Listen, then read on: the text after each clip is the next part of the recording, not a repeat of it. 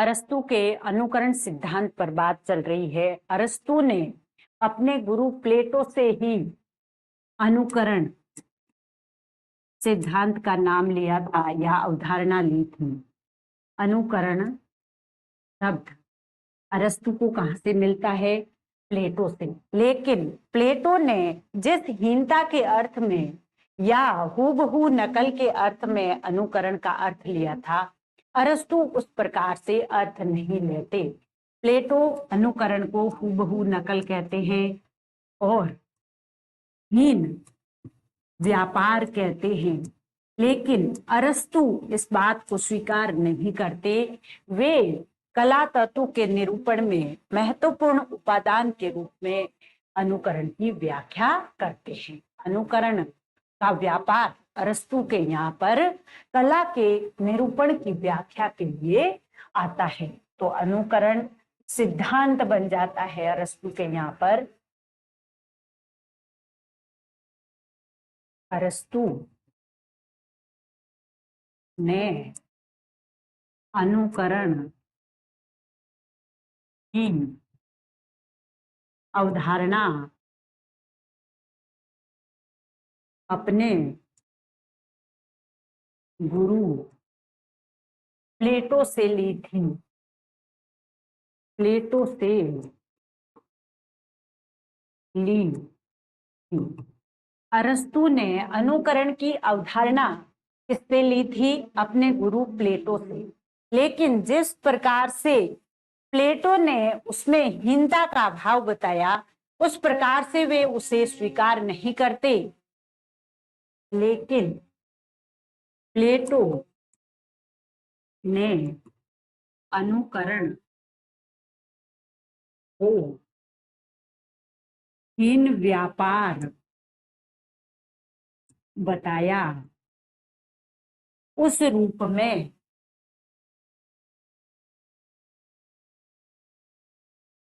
अरस्तु अनुकरण को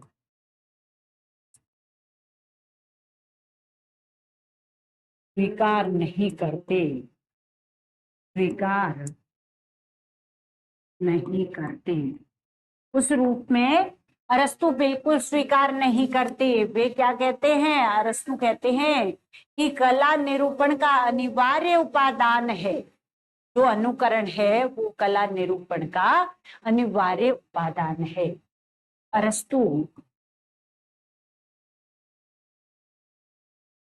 अनुकरण को कला निरूपण का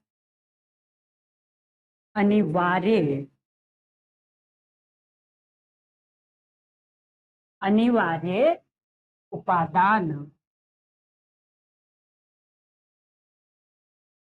अरस्तु अनुकरण को कला निरूपण का अनिवार्य उपादान सिद्ध करते हैं।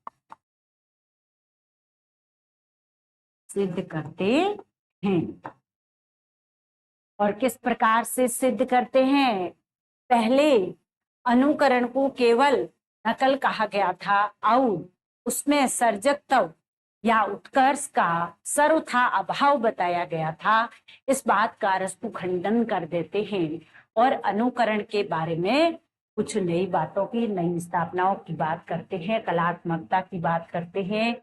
आदर्श, जो वस्तु का आदर्श रूप होता है उसका अनुकरण होता है, तो किस प्रकार वह कार्य व्यापार आंतरिक क्रिया जो है उसका अनुकरण हो जाता है, उस पर बात चलेगी। जैसा था, जैसा हो सकता है और जैसा होना चाहिए, इन तीन जो मुख्य अवधारणाएं हैं अरस्तु द्वारा दी गई, उन पर बात हम करेंगे। तो अरस्तु ने काव्य निरूपण में आवश्यक तत्व के रूप में अनुकरण की अवधारणा को स्पष्ट किया और उन्होंने नकल और सर्जकत्व के अभाव की बात का खंडन किया। अरस्तु ने करण का आशय कल या इससे उत्कर्ष का बोध न होने की अवधारणा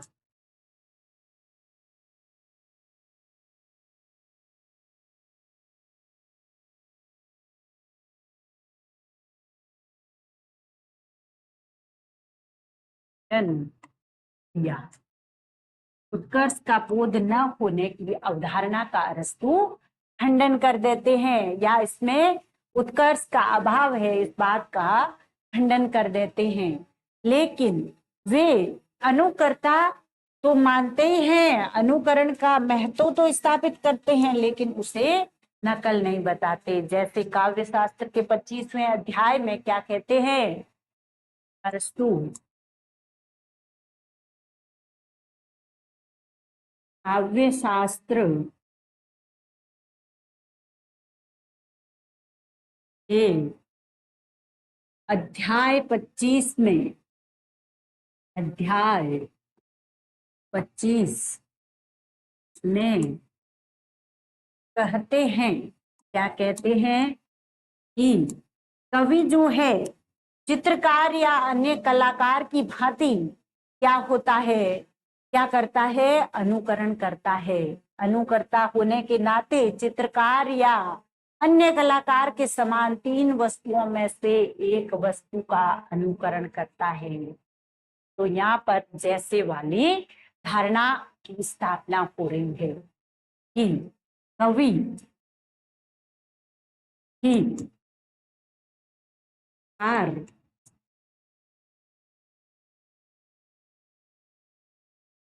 अनुकर्ता होने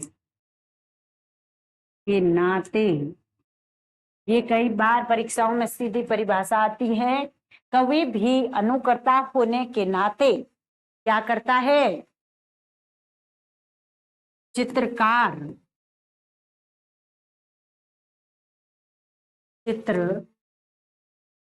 या अन्य किसी कलाकार की भांति, अन्य किसी कलाकार की भांति क्या करता है, चित्रकार या अन्य किसी कलाकार की भांति अनुकरण करता है, अनुकरण करता है। और वह जो अनुकरण है वो तीन में से एक वस्तु का होगा, तीन वस्तुओं में से एक वस्तु का अनुकरण होगा। तो अनुकरण किन तीन वस्तुओं में से एक वस्तु का कवि द्वारा किया जाता है उस पर बात करते हैं। अरस्तु के कवि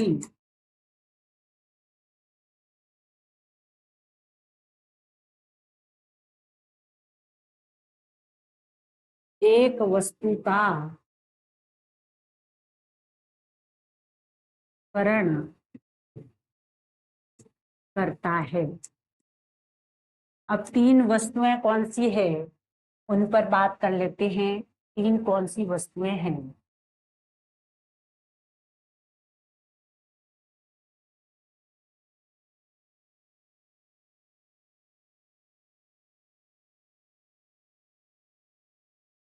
पहली वस्तु है, दूसरी वस्तु और तीसरी वस्तु।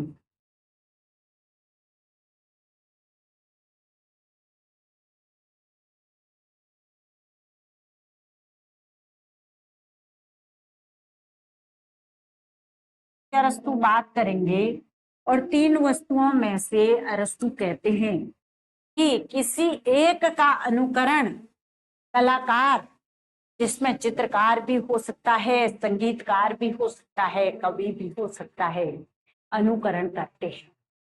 तो कौन कौन सी तीन वस्तुएं हैं? सबसे पहली वस्तु है जो वस्तु थी या है, जो वस्तु थी या है, जो वस्तु थी या है। और दूसरी है कि उन्हें जैसा कहा या माना जाता है, उन्हें जैसा कहा या माना जाता है। पहली है जो वस्तु थी या है, दूसरी है उन्हें जैसा कहा या माना जाता है, और तीसरी क्या है? तीसरी है कि उन्हें जैसा होना चाहिए, वस्तुओं को जैसा होना चाहिए, या वस्तुओं को लिख देते हैं, वस्तुओं को जैसा होना चाहिए, वस्तुओं को जैसा होना चाहिए।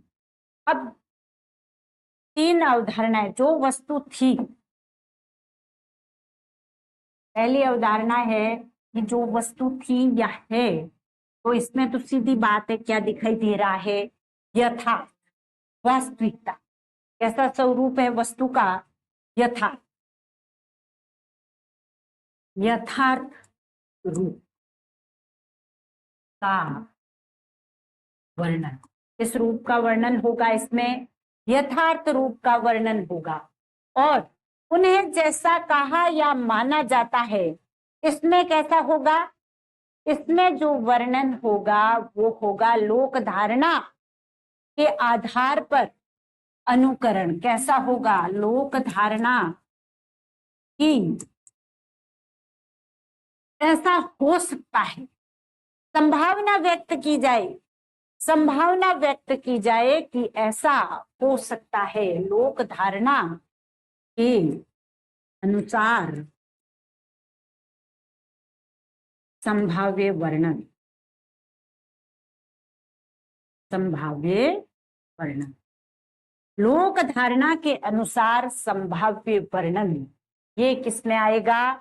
उन्हें जैसा कहा या माना जाता है, यानी लोग क्या कहते हैं उसके आधार पर वर्णन करना, या संभावना के आधार पर।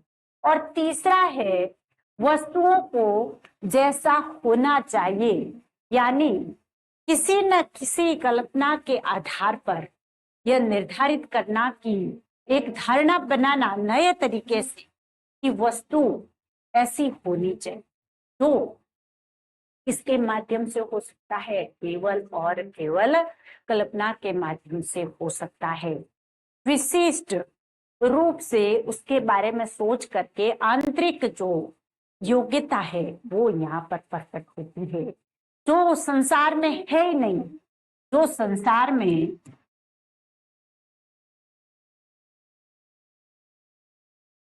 नहीं है उसका आदर्श मानकर वर्णन करना कि ऐसा होगा, कि ऐसा होना चाहिए ना चाहिए। जो अभी तक नहीं है ना उसकी संभावना है, और कवि अपनी कल्पना से, अपने अंदर की आंतरिक शक्ति से जब ऐसा वर्णन करे कि ऐसा होना चाहिए, वो कैसा रूप होगा? आदर्श रूप होगा। कौन सा रूप होगा वस्तु का? आदर्श रूप। तो ये जो वस्तु थी या है, या यथार्थ रूप में वर्णन होगा, तो इस रूप को तो क्या कहते हैं? प्रतीयमान रूप कहते हैं। कौन सा रूप है ये? वस्तु का प्रतीयमान रूप, कि जैसी वस्तु है, जैसी वस्तु है वैसा ही वर्णन करना, अनुकरण करना, तो ये प्रतीयमान। प्लेटो ने कहा था हूबहू नकल है अनुकरण, तो ये प्रतीयमान अर्थ में अनुकरण है। जैसे श्रेष्ठ नहीं मानते अरस्तु खुद भी कि प्रतीयमान रूप का अनुकरण हो रहा है, तो वहां काव्य श्रेष्ठ नहीं होगा। और दूसरा है संभाव्य, यानी संभावना जो व्यक्त की जाती है उसके आधार पर जो अनुकरण होगा वो क्या होगा, संभाव्य अनुकरण। और ये अनुकरण कैसा है, प्रतीयमान अनुकरण। और तीसरी श्रेणी का अनुकरण कैसा होगा, आदर्श अनुकरण। कैसा रूप है, आदर्श अनुकरण। ये धारणाएं बहुत महत्वपूर्ण है। और इसमें जो अंतिम है, यही अवधारणा अरस्तु इसी आदर्श रूप वाले अनुकरण की बार बार अलग अलग व्याख्याकारों द्वारा अलग अलग व्याख्या की गई है। तो एक तो अनुकरण प्रतीयमान अनुकरण है, दूसरा अनुकरण संभाव्य अनुकरण है, और तीसरा अनुकरण कैसा है, आदर्श अनुकरण। कौन सा, वस्तुओं को जैसा होना चाहिए। इसकी कवि अगर कल्पना करके वर्णन करता है तो उसमें क्या आएगी, कल्पना आएगी। इसमें तो यथार्थ वर्णन है, इसमें संभावना है, और इसमें कल्पना का तत्व तो रहेगा ही रहेगा।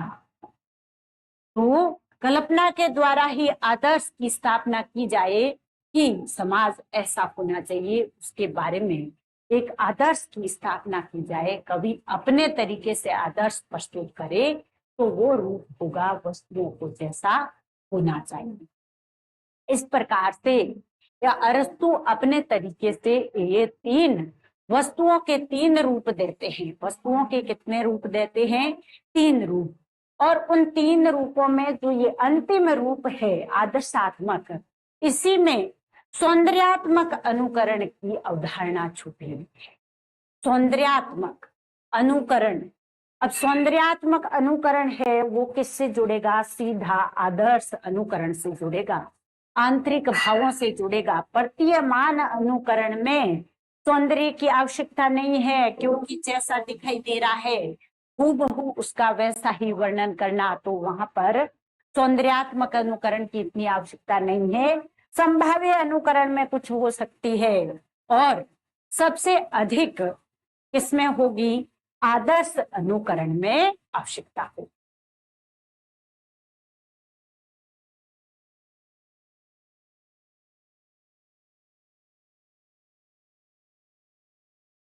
अरस्तु प्रकृति के अनुकरण के वास्तविक अर्थ से, जैसे अनुकरण को हम हूबहू नकल कहते हैं, उससे कला के संदर्भ में अलग अर्थ लेते हैं।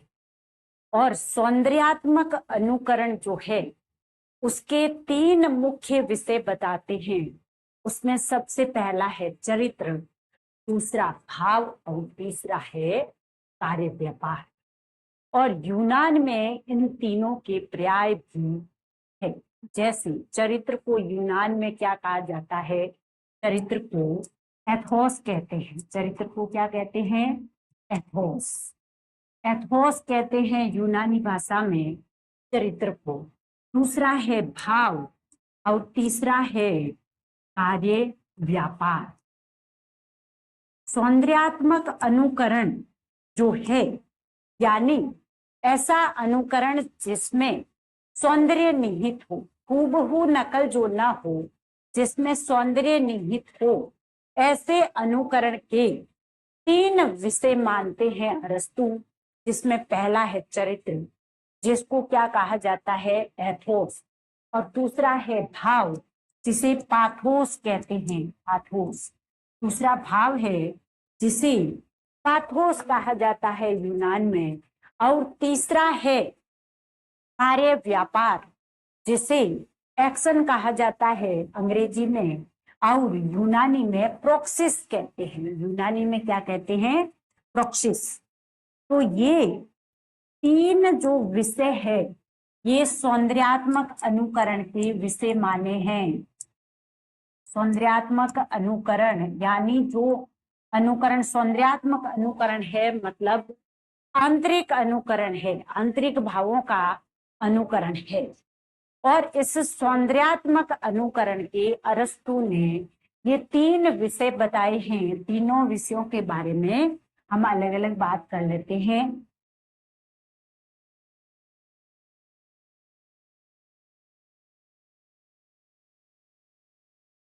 प्रकृति के अनुकरण प्रकृति के अनुकरण के प्रचलित अर्थ हूबहू कल से अरस्तु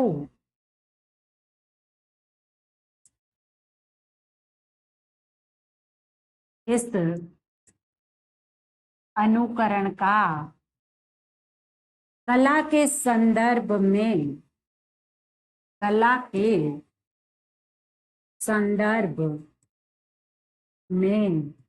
अलग अर्थ मानते हैं। क्या मानते हैं?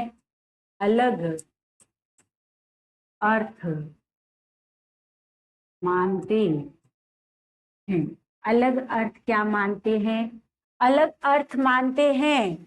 और वो किसके परिप्रेक्ष्य में? सौंदर्यात्मक अनुकरण के परिप्रेक्ष्य में। तो मानते हुए सौंदर्यात्मक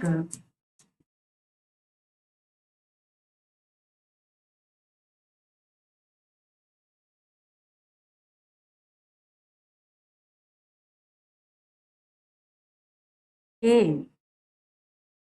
3 विषय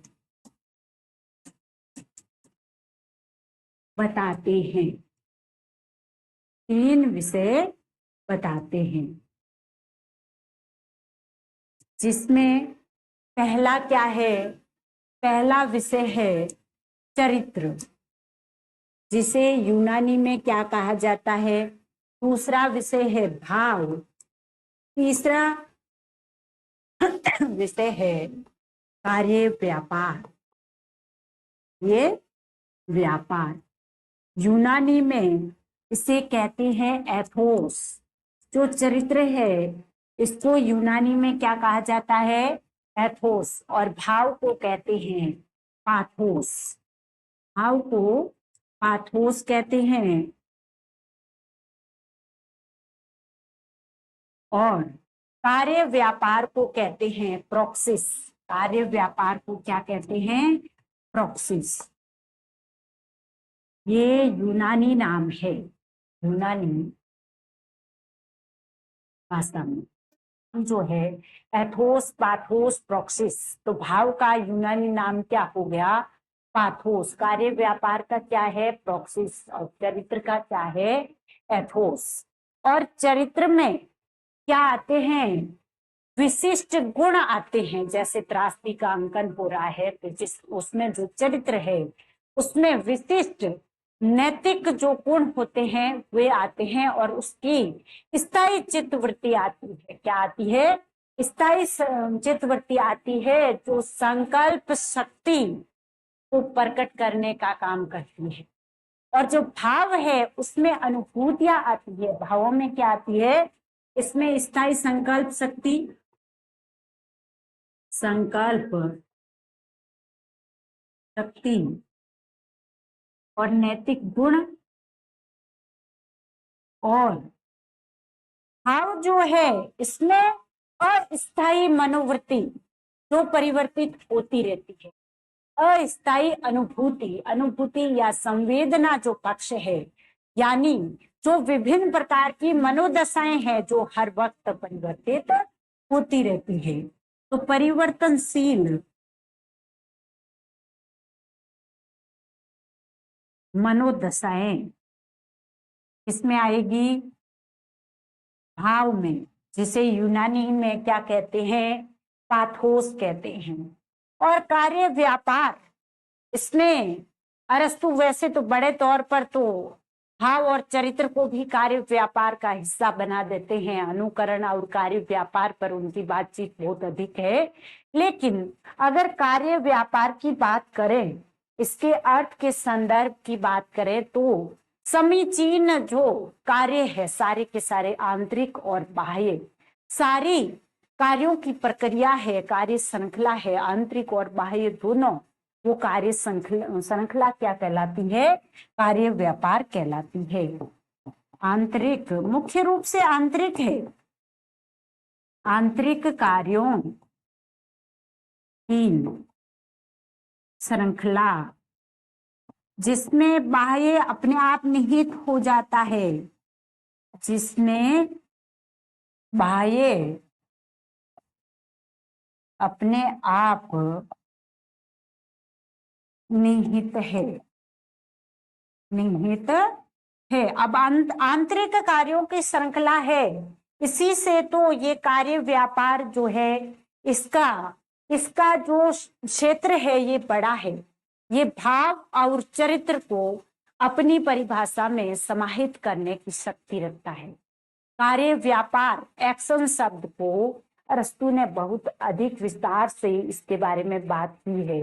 उन्होंने चरित्र और भाव को कार्य व्यापार में ही समाहित कर देने की बात की है। तो चरित्र है उसको क्या कहते हैं यूनानी में एथोस, और ये क्या है, स्थायी संकल्प शक्ति होती है इसमें, और नैतिक गुण जो रहते हैं, जो स्थायी रूप से नैतिक गुण होते हैं वो चरित्र में आते हैं।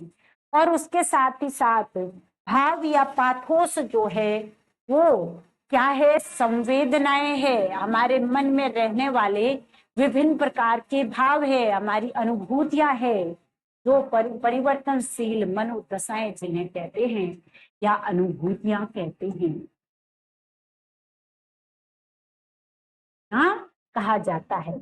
और कार्य व्यापार जिसे प्रोक्सिस कहा है, आंतरिक कार्यों की श्रृंखला है, आंतरिक कार्यों की श्रृंखला है। इसमें जो बाहर कार्य दिखाई दे रहे हैं वो तो अपने आप ही समाहित हो गए, लेकिन सौंदर्यात्मक अनुकरण के विषय बाह्य कार्य तो नहीं हो सकते। आंतरिक जो कार्य है अर्थात भाव प्रधान जो कार्य है, जिसमें चरित्र और भाव अपने आप निहित हो जाते हैं, यह मुख्य रूप से ऐसी आंतरिक प्रक्रिया है जो कि एक अनुकरण को सौंदर्यात्मक रूप देती है। और इसीलिए कार्य व्यापार में अरस्तु ने भाव व चरित्र व कार्य व्यापार तीनों को समाहित कर लिया था। पूचर कहते हैं कि अरस्तु के कार्य व्यापार शब्द में भाव व कार्य व्यापार, भाव चरित्र, तीनों चरित्र भाव और कार्य व्यापार तीनों उसकी परिधि में आ जाते हैं या तीनों का समाहार हो जाता है।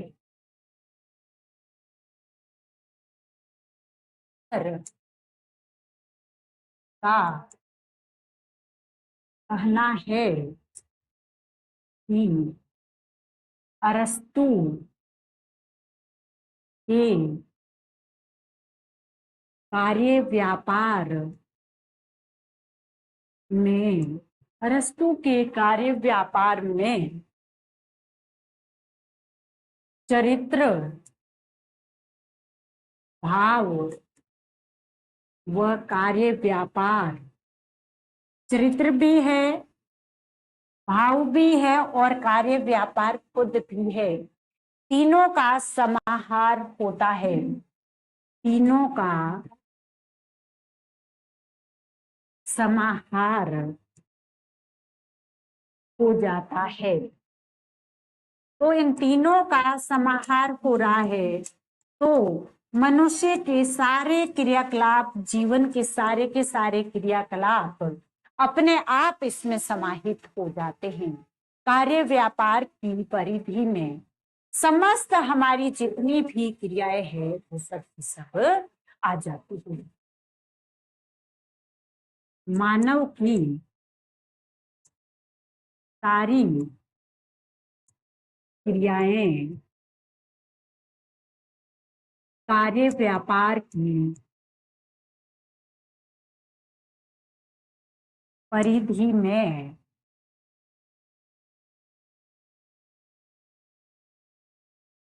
समा सकती है।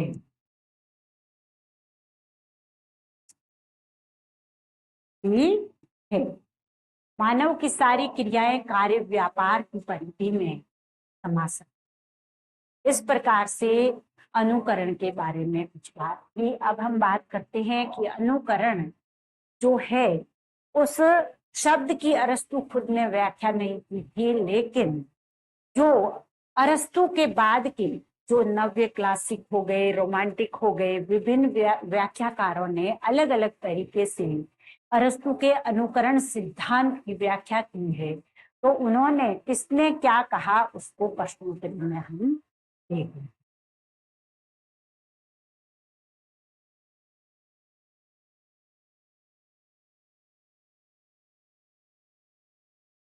अरस्तु अनुकरण शब्द को कहाँ से लेते हैं? परंपरा से। कहाँ से ले रहे हैं? परंपरा से। लेकिन उसका अर्थ अलग संदर्भ में करते हैं। अरस्तु अनुकरण शब्द का प्रयोग किस अर्थ में करते हैं?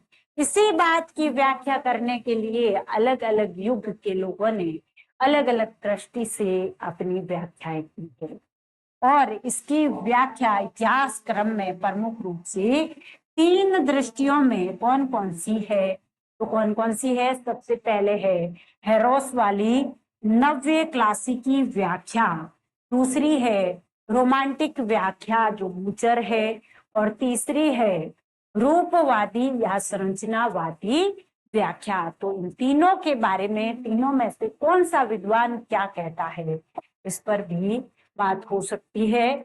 अरस्तु के अनुकरण की व्याख्या नव्य क्लासिकी या नव्य शास्त्रीयवादियों के अनुसार इस प्रकार से है, उसके बारे में संगत कथन कौन सा है? नव्य शास्त्रवादी या नव क्लासिकी जो युग है उस व्याख्या के प्रेरक होरेस है। कौन है? होरेस। और ये कब की बात है? 17वीं 18वीं सदी की। और काव्य प्रकृति की अनुकृति है।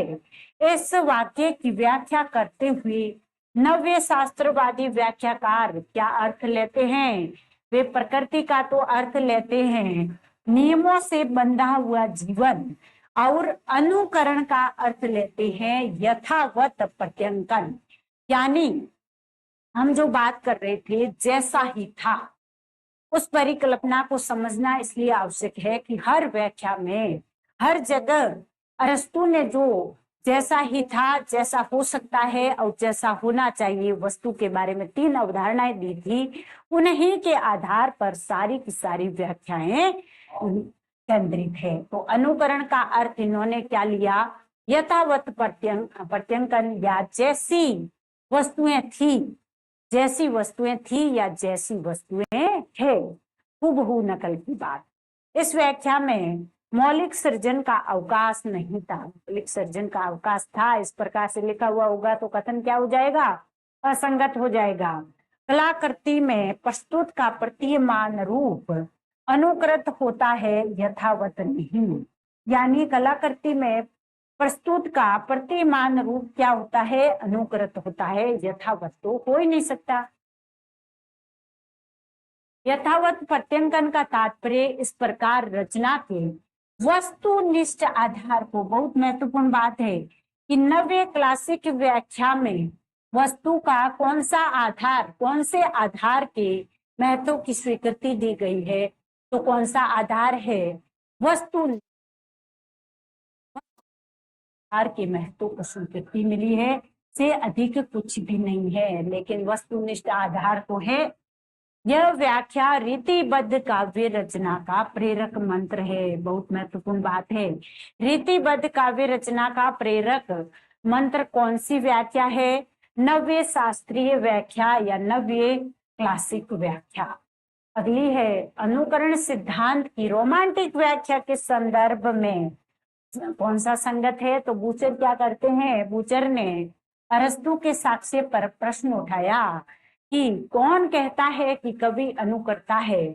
वह तो ईश्वर की तरह काव्य जगत का निर्माता है, स्वयं करता है। इस प्रकार की बात बूचर करते हैं।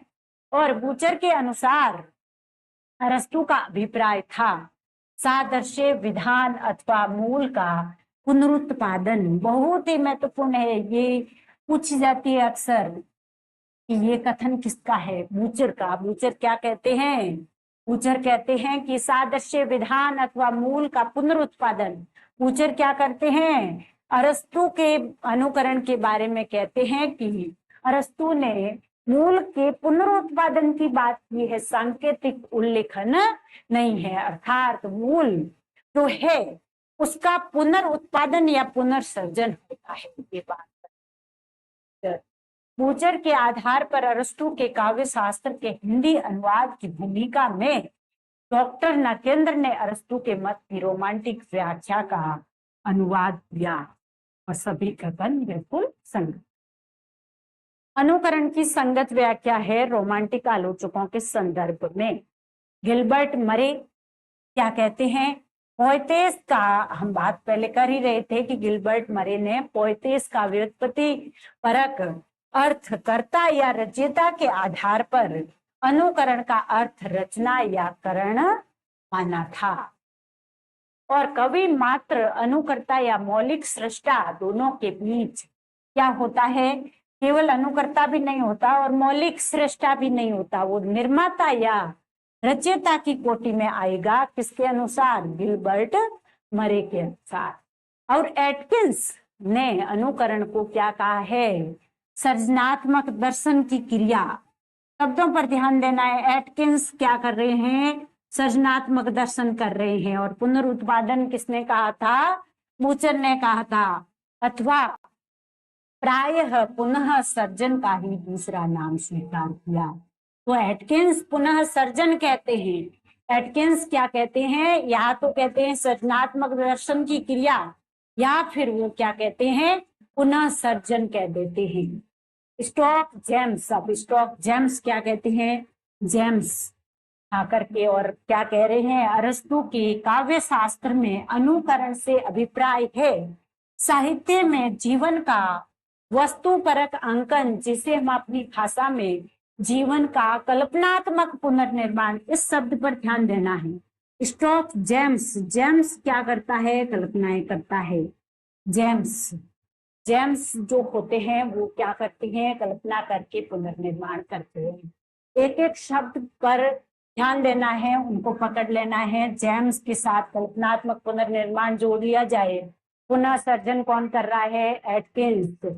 और गिलबर्ट मरे ने तो पोएटिस वाली व्याख्या की है, निर्माता या रचयिता कहा है, और पुनरुत्पादन बूचर खुद ने कहा है। इस प्रकार एक एक दो दो शब्दों पर ध्यान देकर हम इनकी जो मूल अवधारणाएं हैं उनको याद कर सकते हैं।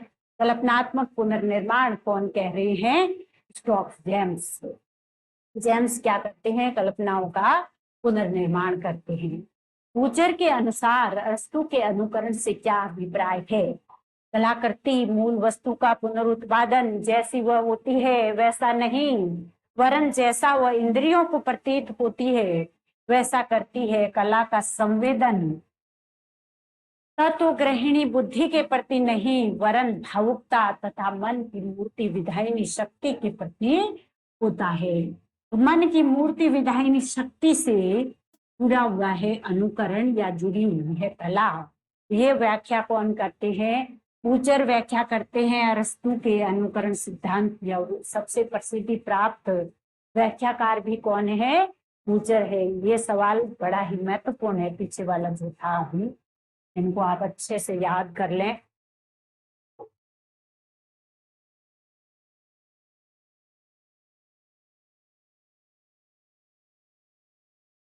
अरस्तु जब कला को प्रकृति की अनुकृति कहते हैं तो प्रकृति से उनका क्या तात्पर्य है?